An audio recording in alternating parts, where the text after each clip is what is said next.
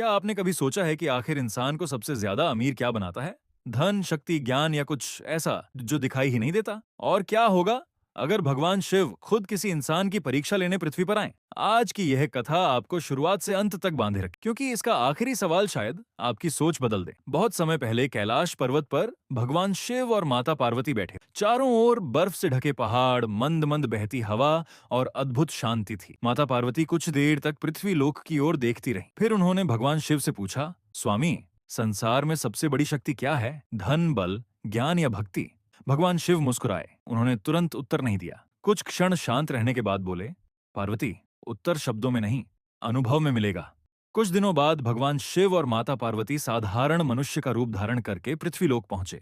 वे जंगलों, गांवों और पहाड़ों से गुजरते हुए एक छोटे से गांव के पास पहुंचे। वहां उन्होंने देखा कि एक वृद्ध व्यक्ति सुबह से लकड़ियां काट रहा था। उसके कपड़े पुराने थे, पैरों में टूटी चप्पलें थीं, लेकिन चेहरे पर संतोष था। माता पार्वती ने कहा, इतनी कठिन जिंदगी के बाद भी यह दुखी क्यों नहीं है? भगवान शिव बोले, धैर्य रखो, अभी समझ जाओगी। वृद्ध लकड़ियां बांधकर बाजार की ओर जा रहा था। रास्ते में भगवान शिव ने एक छोटी थैली रख दी, जिसमें सोने के सिक्के भरे थे। वृद्ध उधर से निकला, लेकिन उसने थैली देखी ही नहीं। माता पार्वती हैरान रह गई। इतना धन और इसने देखा तक नहीं? हर इंसान वही देखता है जो उसका मन ढूंढता है। थोड़ी दूर आगे एक बच्चा रोता हुआ मिला। उसका खाना गिर गया था। वृद्ध के पास खुद थोड़ा सा भोजन था, फिर भी उसने अपना खाना बच्चे को दे दिया। आगे एक घायल यात्री मिला।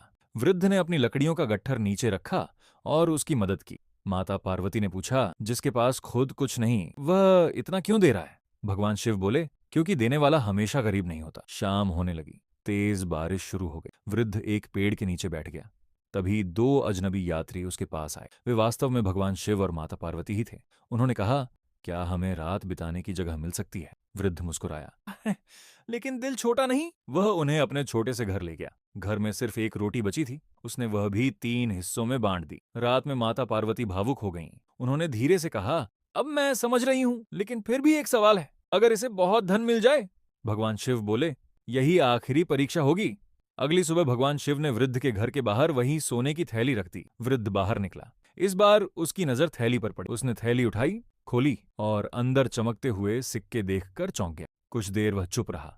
फिर गांव के मंदिर गया और बोला, भगवान ने मुझे जरूरत से ज्यादा दिया है। इसका हिस्सा उन लोगों का है जिनके पास कुछ भी नहीं। उसने कुछ धन गरीबों में बांट दिया, कुछ गांव के कुएं की मरम्मत में लगाया और बाकी जरूरत के लिए रखा। माता पार्वती मुस्कुराईं। अब समझ गई स्वामी, सबसे बड़ी शक्ति धन नहीं, संतोष और करुणा है। भगवान शिव बोले, जिसके पास संतोष है वही सच्चा अमीर है। दोनों ने अपने दिव्य रूप दिखा। वृद्ध आश्चर्यचकित रह गया। उसने हाथ जोड़ ली। भगवान शिव ने उसे आशीर्वाद दिया, तुमने साबित कर दिया कि सच्ची समृद्धि दिल में होती है। अगर आपको यह कथा पसंद आई हो तो वीडियो को लाइक करें, शेयर करें और चैनल को सब्सक्राइब करना मत भूलिए। हर हर महादेव।